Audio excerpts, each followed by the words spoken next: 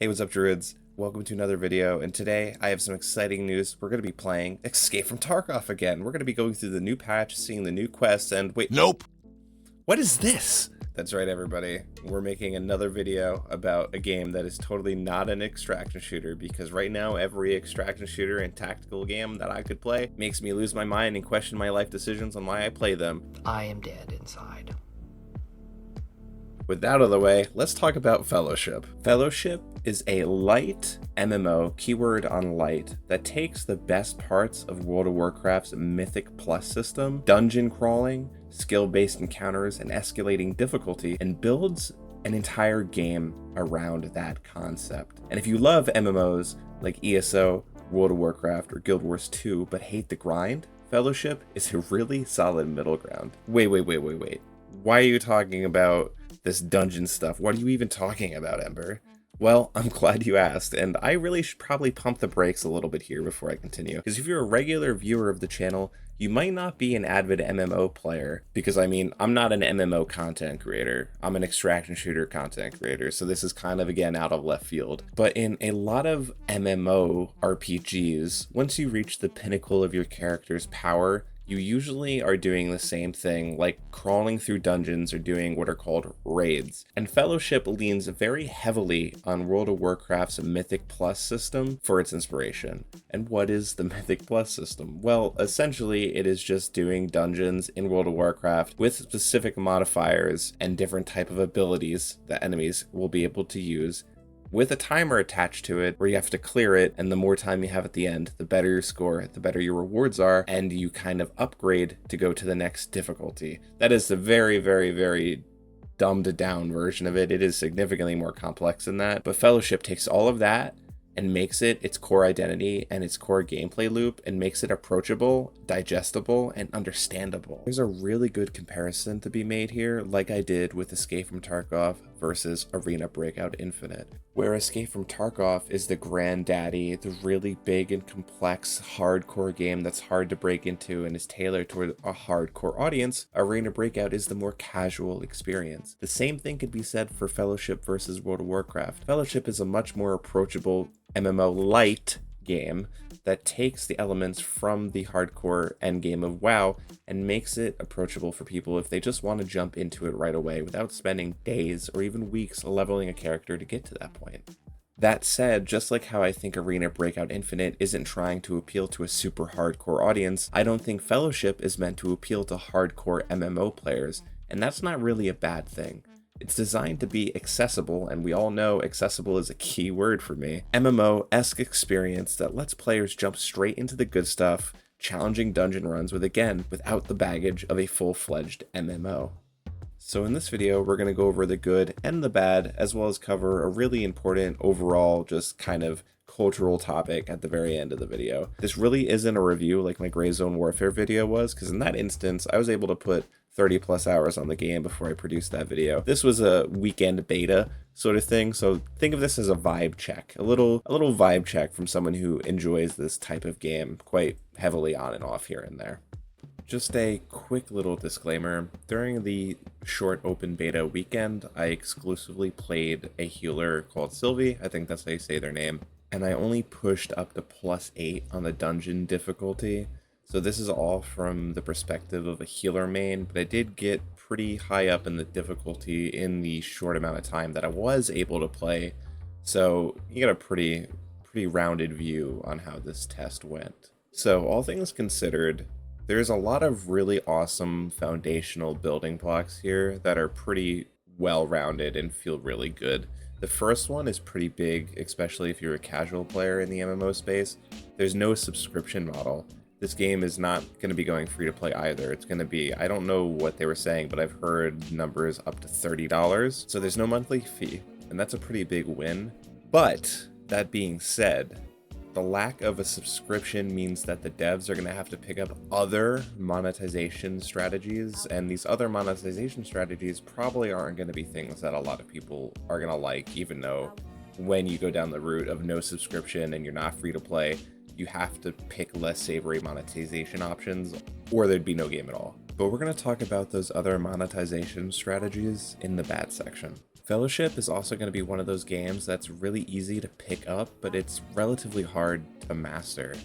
And that's not really a bad thing. Actually, that's kind of good for this type of game, because I was able to relatively coast my way from +1 all the way up to +8, 8 being the wall where I found I was dying or things just weren't going that well. And I know I've been saying plus a number a lot, and all you really need to know about that is it's basically the dungeon difficulty slowly increasing, because the first time you do a dungeon, it's just a dungeon, it's +0, and you go +1, 2, 3, 4, on and on as high as you can go. So just think higher the number, the harder the difficulty. +8 is where it got pretty hard. All of the modifiers were active and all of the curses were active, and it was pretty hard to heal and also really enjoyable. But by that time, I felt relatively comfortable with my character. I had a really good healing rotation memorized. I was throwing my butterflies around and my shield butterfly around, all that stuff. But I reached the cap of simply knowing how to play my character. Now I needed to master what I learned and also get good gear to back it up. So Fellowship is definitely going to be something that's easy for casual people to pick up and play, but it's going to be challenging for those who want to hit the higher difficulties, because you're going to have to learn the best way to min-max your character and learn the dungeons inside and out. The TLDR version is the game has a really simple foundation, but actually mastering it takes skill, especially in those higher difficulties. The progression in Fellowship, at least in the beta, felt really good. Advancing through the harder content actually felt rewarding, and instead of it being an endless treadmill of grinding, you actually unlock meaningful upgrades that push you to try higher difficulties and help you reach that point. Now, what do I mean by that? The game incentivizes you to keep increasing your dungeon difficulty, because every dungeon difficulty you go up, you either get a skill point, you unlock a new dungeon to explore, or you get a talent tree unlock or whatever. That felt nice because you're slowly getting more powerful and you're able to branch out into harder things, and your character kind of evolves as you do difficult things. You get more abilities, and those abilities can really be a game changer. I don't know, I never really experienced the progression that felt like that. Maybe the Division 2s, but having this in my face and encouraging me to do harder content actually motivated me to do it, because I wanted to fully unlock my character and I wanted to get more skills to be a better healer in the harder content that comes along later down the road. One of the best healing abilities that I got access to during my time in the beta actually only unlocked after I think I cleared +6, and then I got access to it. What this ability did was, depending on how many prickly vines I have active, which are just one of the base abilities of the character where you spawn vines and throw stuff at people, depending on how many of those I have active, I can target somebody with that spell and it will heal them depending on how many vines I have active. And at this point in my experience, I was pretty good at making sure I'm always spamming my vine ability once it's off cooldown, and I had like 8 or 9 of them up at one time. And I brought people back from pretty much 0 health to full with that ability. Stat simplicity is a breath of fresh air, because unlike the web of overlapping systems in games like World of Warcraft and Final Fantasy, Fellowship's gear and stat systems are easy to understand. Now that might just be because we're in beta and there's not as much gear yet, but for now it was quite refreshing. I think of the Division 2, and I love the Division 2, I've been so addicted to that game, but the stat system is so complex. Again, that could just be a learning curve thing for me because everyone talks about it like it's no-brainer. Same thing in WoW. You have so many different systems that you have to kind of know in order to craft a really good character that can deal with some of the stronger content in the game. And even Destiny 2, a game that I have a lot of time in, thousands of hours, so I can craft builds without even thinking about it. But for a new player, there's so many systems in there, material systems, that you need to know in order to be able to make this stuff. And going into Fellowship, there was really just one vendor, and that vendor does things like upgrading your gear, or sorry, not upgrading your gear, but like doing gem stuff and socketing and unsocking stuff into gear, and you have a simple upgrade system, and that was it. 2 very easy to understand systems interacting with each other. One of them pretty much completely isolated, which is just a standard upgrading system where you drag a piece of gear into a square and you hit upgrade if you have enough gold. I was like blown away. And I know this sounds stupid because everyone likes to think, well, if it's less, then how is it fun? But less is more, my friends. Less is more. If I can go in there and go over to the artificer and be able to understand what he does, and look at my inventory and being able to understand how upgrading works, all within the span of 15 minutes, not even, like 5 minutes, a few seconds, that is a win. Because instead of sitting there and looking at screens forever, you're going into content and having fun and not having to worry about number crunching or synergies. And who knows if that's going to get expanded upon in the full game, and if it does, whatever. But less is more sometimes, guys. And I think we forget that as gamers because we want more, more, more, more. We want more systems. We want more things to do. But looking at that at a holistic approach, that shit gets confusing. And finally, there was a choice between short and long sessions. You can run a quick one boss fight dungeon if you want a casual session, or you can dive into multi-boss dungeons. I think they called the multi-boss dungeons adventures, and the single boss ones were dungeons. I don't remember the naming convention there, but that was pretty neat. So, I mean, I know when you go into a WoW dungeon, depending on what difficulty you're doing, you could be there for a while and they're relatively the same time, but having really quick games and really long games allows for more choice, diversity, and that's always a win in my book. Alright, so we talked about the good, we had our fun, now it's time to talk about the bad things that I seen during this beta, and I seen the discussion forums kind of throw around the most. And the first one was so prominent, it killed the game for a lot of people, and they've already moved on mentally. And that is, matchmaking is brutal for latecomers. If you're not in the first wave of players, you risk straight up getting left behind. Late adopters might struggle to find groups at certain difficulty levels, especially if they're lower difficulty levels. Pretty much all the way up until +4, I was waiting 10 to 15 to even 20 or 30 minutes to find a queue. And I'm no engineer, so I don't know how matchmaking systems work. I only can kind of think about this slightly logically, and I feel like there wasn't enough players in lower difficulty brackets, and this is going to be an issue that compounds when the game fully releases if there's no way to combat it. And that is because if you have someone that comes in months after the game launches, they're not going to be able to find anybody to play with because all the people are going to be so far up in the difficulty bracket, they're going to have to get a group of friends or beg in the global chat for people to come and help them. Again, it was really hard to find queues until after I beat +4 difficulty. And I really hope there's a way to solve that in the main game, where a lot of new players might just leave within an hour or two of playing because they're not going to want to wait that long. Thankfully, a lot of us have multiple monitors so we can look over to the other one and do something when we're waiting. Then again, no one really wants to wait that long. And on top of that, there was really no visual or audio cue to tell you that you found a game. There's a visual one. You have a pop-up that comes up that says ready, like a ready up screen. But if you're not looking at your monitor with the game on, you're not really going to notice that because it doesn't make a sound.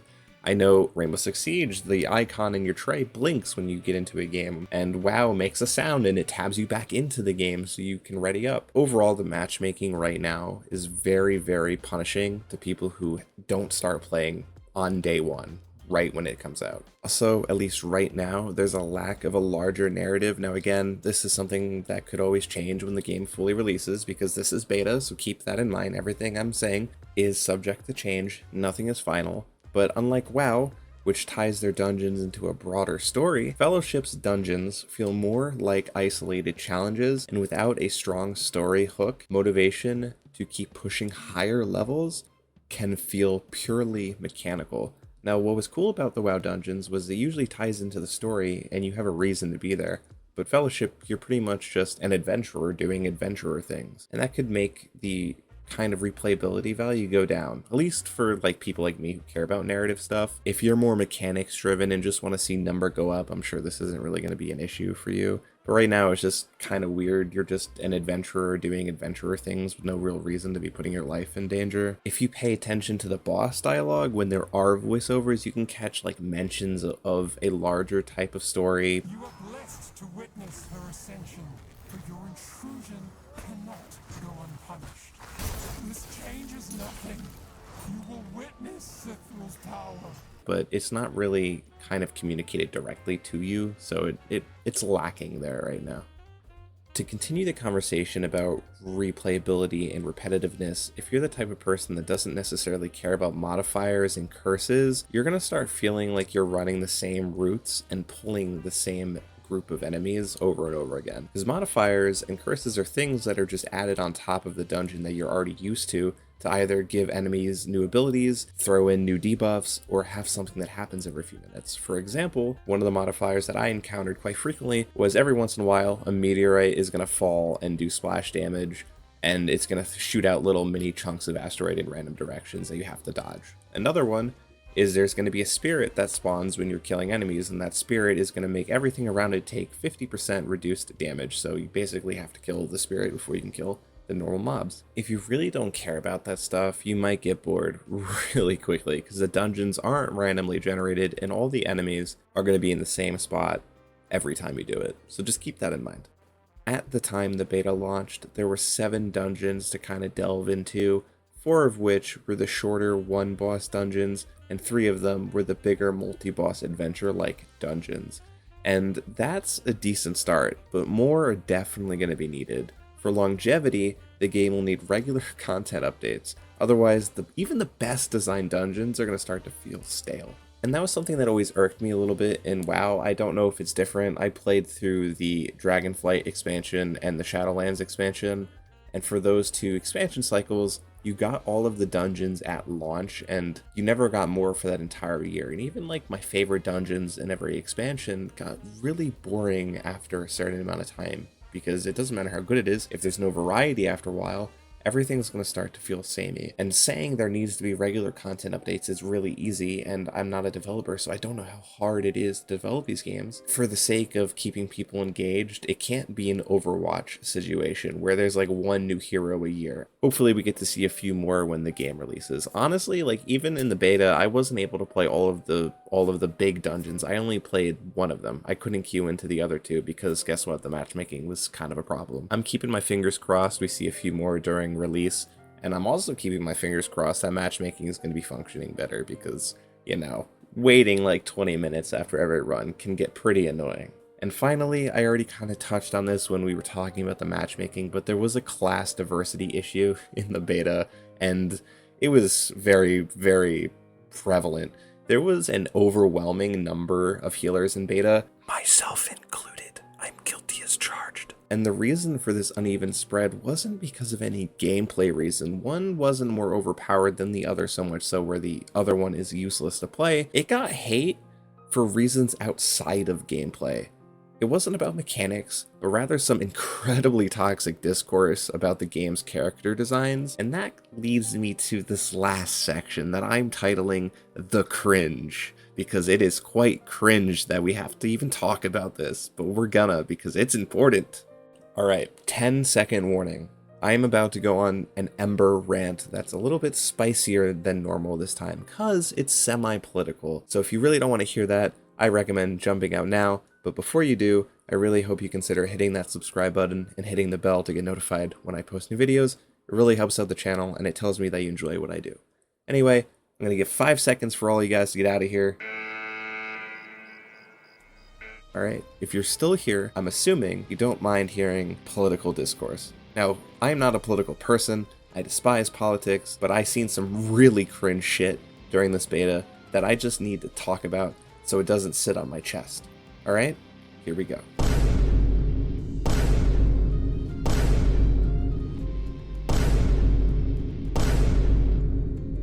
What is this shit?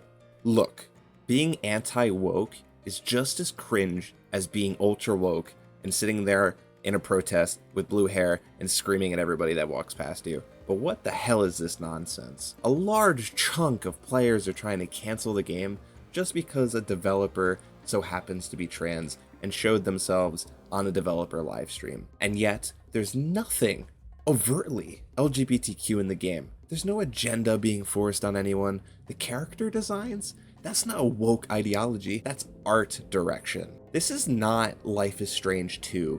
That was a situation where the game was actively trying to force a political agenda on you and make you feel bad for being the person that you are. This game is not trying to push a message. Fellowship is just a game, and that's it. It's exhausting seeing the same crowd praise creativity when it suits them, but then turn around and try to erase it the second a dev team isn't made up of people they personally approve of. The funniest part of this whole situation, the loudest critics are the same people who think Asmongold is the next Albert Einstein. Going through the Steam forums, which is something I never normally do, but I just had to for this video, was like rubbing salt into my eyes and then squeezing lemon juice on top of it. There was some of the most unbased, cringiest shit I've read in a long time. Like, come on, we gotta be better. And again, I can understand this argument and this opposition to an extent when a game forcefully tries to put this stuff on their player base, but there's nothing inside Fellowship that is remotely LGBTQ. None. And I had a really long debate with myself pretty much all day whether or not I wanted to record this segment. But as a creative myself, it pains me when I see true creativity get stifled because of this stuff. It's gross. We need to be better as a community, as gamers. And I know I'm changing no minds here. I know this is an uphill battle. This is for my own euphoria. This is for my own sanity. And I know for a fact there's a few gremlins that skipped the warning specifically to watch this part of the video to find a reason to spread more of their hate in the comments section. I know it's going to happen, but this just needed to be said because we just need to be better. The world will benefit from true creativity. And there is some true passion behind Fellowship that is quite refreshing to see. So I really hope this game has a successful launch, and I really hope it gains a big audience that it deserves. Okay, rant over. I don't want to spend more time on that than I have to. As we round out this video, I want to leave you with one personal opinion on a topic that I also seen a lot of discourse about, and thankfully significantly healthier discourse about. And that is the hero-based versus class-based debate. And I actually prefer hero-based over class-based for this game in particular. Why? Because Fellowship isn't an RPG with a deep story investment. You're not here to build a personal character with an epic narrative. You're here to jump in, pick a hero, and start dungeon crawling. The intense hate for the lack of a class system feels overblown, and if the game had a more traditional MMO storyline, sure, I'd get it. But since there's no deep narrative connective tissue to the player character, a hero system makes more sense. That's really all I got to say about that. I mean, there's more arguments to be made because people want to make their own class. They don't want to be kind of shoestrung into specific heroes that fit specific roles. But again, there's no real reason to care about a character that you made. That's like one of the biggest reasons people kind of like their character in WoW, because it has years of story tied behind them.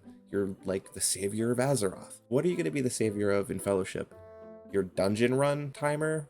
I mean, really, I really think the debate there is kind of overblown, but we'll see what the developers do. I mean, they collected all this feedback, so let's see what they do with it. Fellowship is shaping up to be a solid pick for anyone who loves MMO dungeon crawling, but doesn't want to deal with the full commitment of another MMO. It has some kinks to work out, of course, matchmaking, long-term content sustainability, and the absolutely cursed discourse around it, but the core gameplay, it's pretty fun. In other words, it passed the vibe check. And with that, our conversation of Fellowship has concluded. If you really enjoyed that and you like my content, I really encourage you to hit the subscription button as well as the notification icon so you can get notified every time I post a new video and a new short. And I got some good news for all of my OG fans out there. The next video will be returning to form with an extract and shooter video. I have no idea which one I'm going to play yet. I have no idea if I'm doing Tarkov PvP or PvE, no idea if I'm doing Arena Breakout or Gray Zone or whatever other extract and shooter that's hot on the market right now. Either way, the next video is going to be an extract and shooter. So I'm looking forward to that. I'm sure you guys are too. We went down a little side road of variety gaming there for a little bit, but the core identity is extract and shooters. I will, of course, be doing variety still, but I'm always going to circle back to extract and shooters. As always, thank you so much for watching, and also thank you so much for trusting me when I went down this little divergent of other types of games, which I really enjoy doing, and I'm going to be doing more of it. So it really means a lot that you guys actually watch this. Feel free to leave a comment. I read pretty much all of my comments. Feel free to check out the membership tiers. I just released a new series that's going to be for members only, Femboy Philosophy. The first episode's free and it's out now, so if you want a little taste of what that's going to be like, go ahead and check it out. And with that said, I'll see you all in the next one. Have a great one, Druids.